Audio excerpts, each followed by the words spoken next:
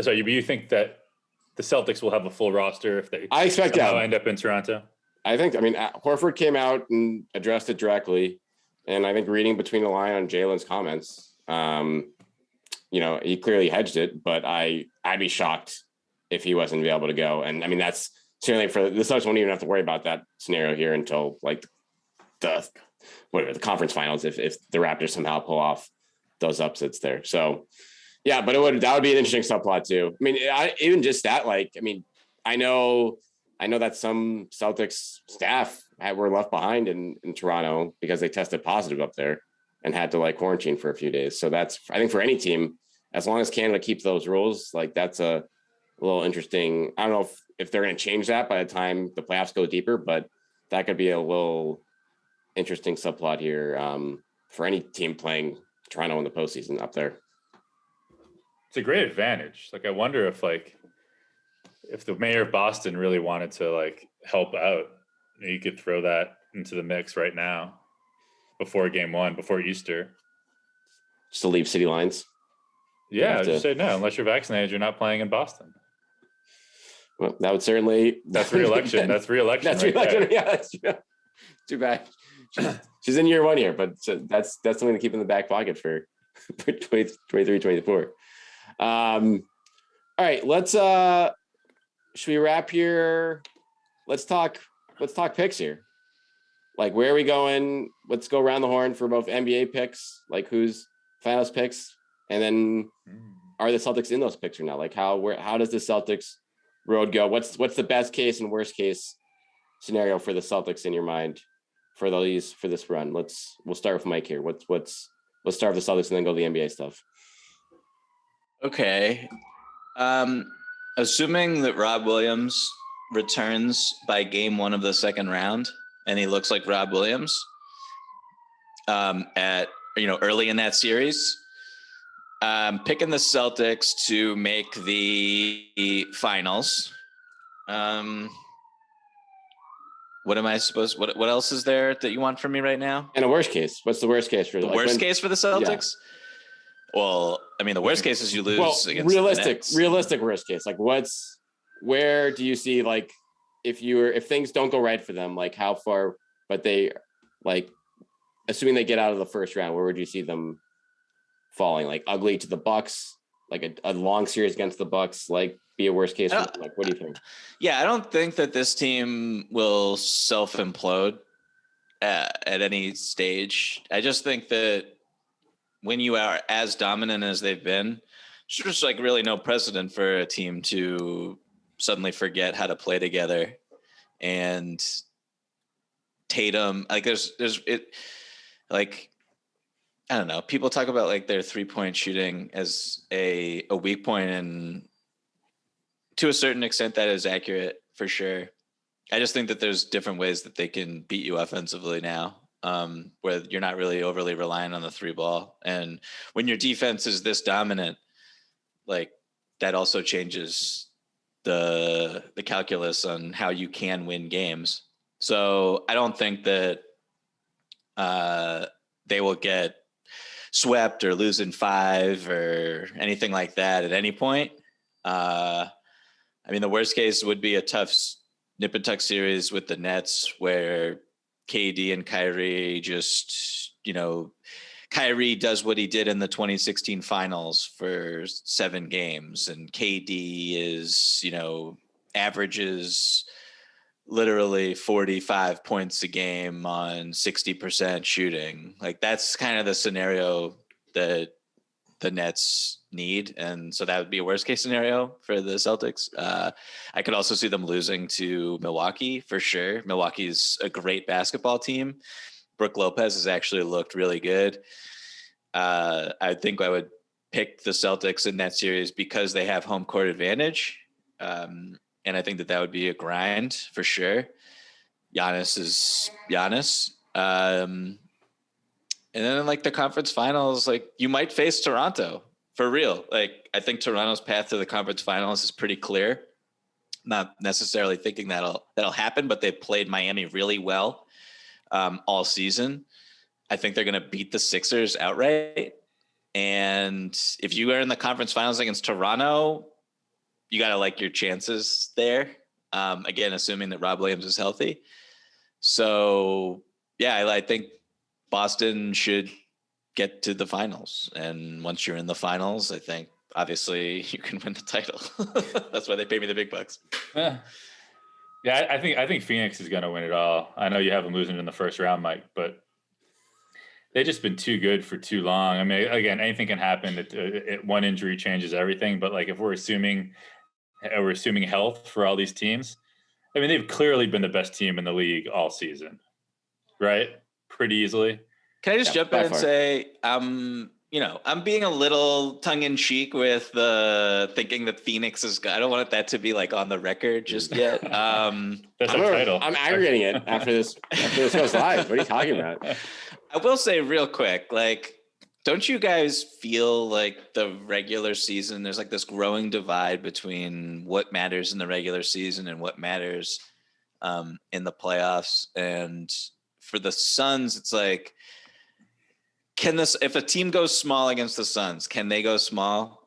Will they be able to flex muscles and stay big and just stay true to who they are? If Jay Crowder goes cold behind the 3-point line, how much will that impact them? If, like, I don't know, there's something about this team where I'm just like, I'm skeptical in a way that I probably shouldn't be. And it might just be that they don't have any clear top 10 players or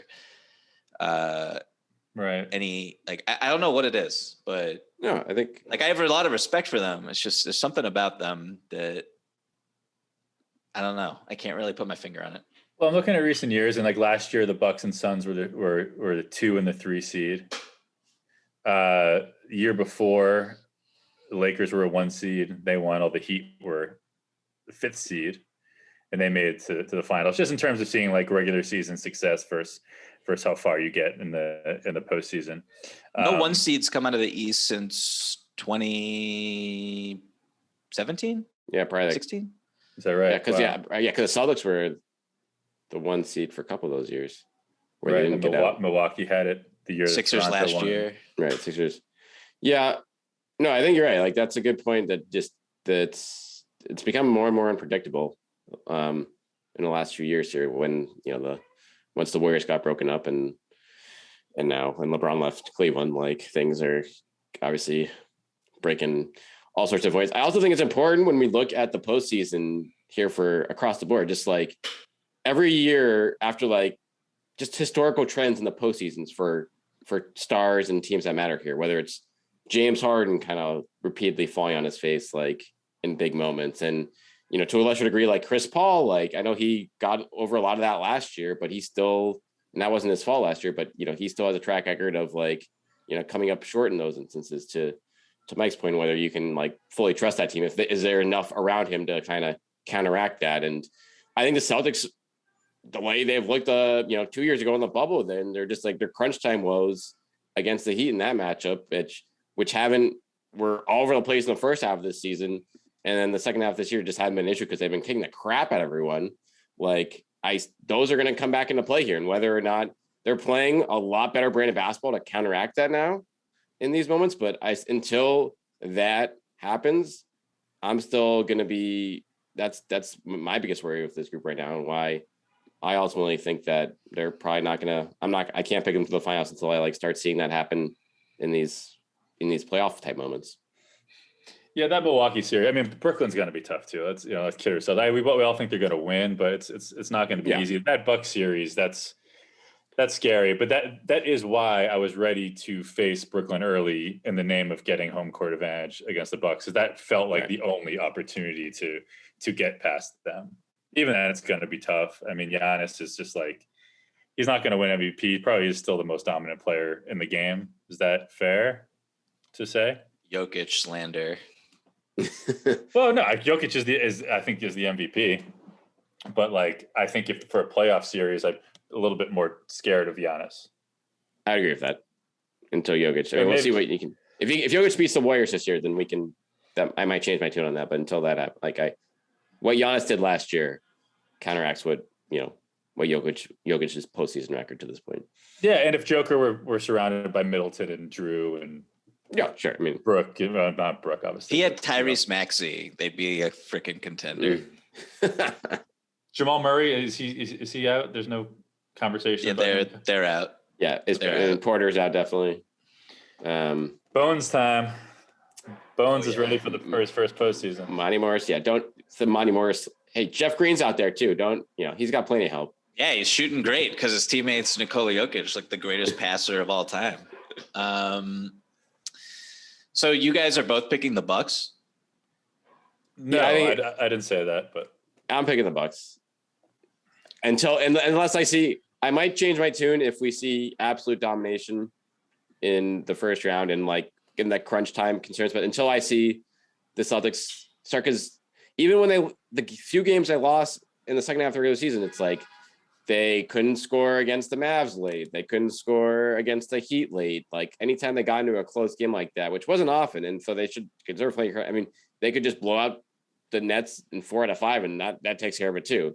So if they do that, that's fine. But until I start seeing their progress translate to that part of the game more, I'm hesitant to get them through this gauntlet. It's an interesting theory. They were too good, so they don't have enough reps in close games. It's a big problem. Ime is going to have to be like, guys, let's take the foot off the gas here a little bit. Let's let Kyrie and KD get back into this one. So we need some practice in crunch time. Man, I don't know. Losing the Kyrie would really suck, though. That's my really well thought out intellectual statement.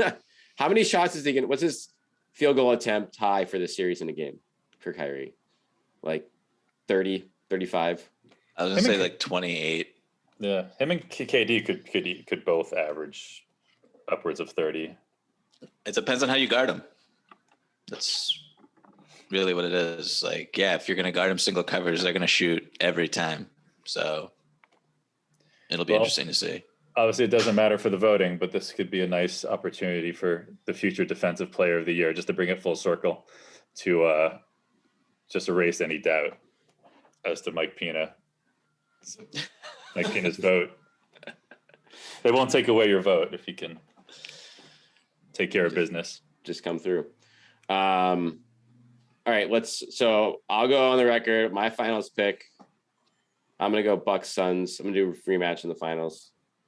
The NBA, love that. Yeah, right. I know exactly. Ratings bonanza. Rich, who do you got? I'm going to say Heat Suns. And I'm going to say the Suns are the winners.